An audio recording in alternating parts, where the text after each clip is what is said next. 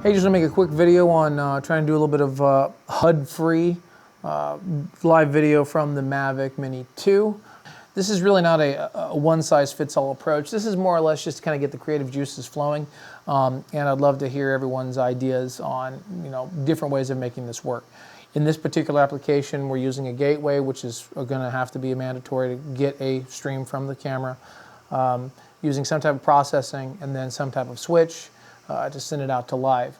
The tools we're using here are ATEM capture, Kramer Via, OBS, and then of course an ATEM. There are some higher end ATEMs out there that allow you to scale on site, but whatever. I mean, this is pretty much as economical as it gets. So let's take a look at my screen.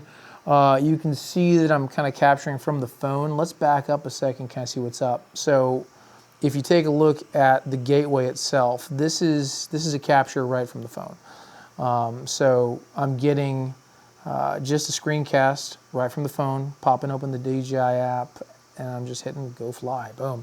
And I'm getting all the goodness from the Mini 2. So now check this out.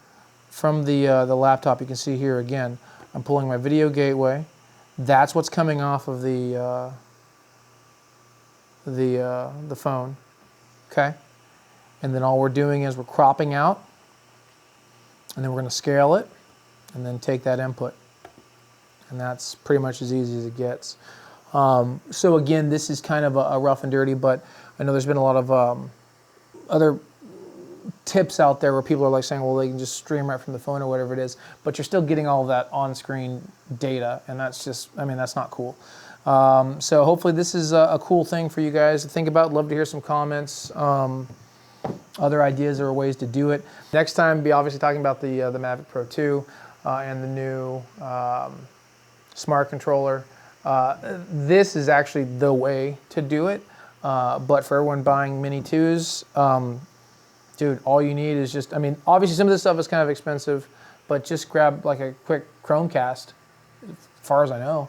Grab a quick Chromecast, plug it into a free version of OBS, and then you can stream it from OBS, honestly. Grab another USB capture and you're good to go. So hopefully you guys found it helpful, and thanks for watching.